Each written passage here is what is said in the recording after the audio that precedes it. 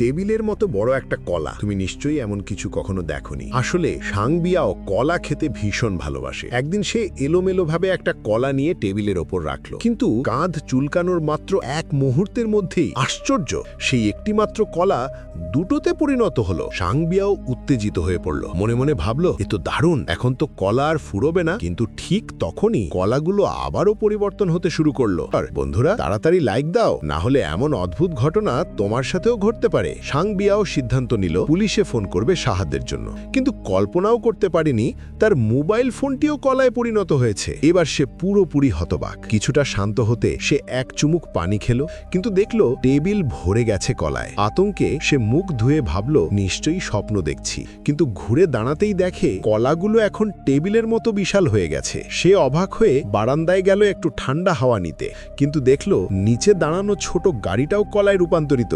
আরো অবাক ব্যাপার, আকাশে উড়ে যাওয়া ঈগলটিও এখন এক বিশাল কলা। সে তাড়াতাড়ি ঘরে ফিরে এলো আর টেবিলের ওপর দেখলো শুধু একটি কলা, যা সে প্রথমে তুলেছিল। আসলে সে এত কাজের চাপে ছিল যে সবই ছিল তার ভ্রম। সাংবিয়াও কলাটি তুলে খেতে শুরু করলো, কিন্তু চিবোতেই শোনা গেল কাঁচ ভাঙার শব্দ। আসলে সে সত্যি কাজের চাপে মানসিকভাবে ক্লান্ত হয়ে গিয়েছিল এবং কাঁচের জিনিসকে কলা ভেবে মুখে তুলে ফেলেছিল। তাই সবাইকে বলা যায়, কাজের পাশাপাশি নিজের শরীর ও মনকেও অবশ্যই বিশ্রাম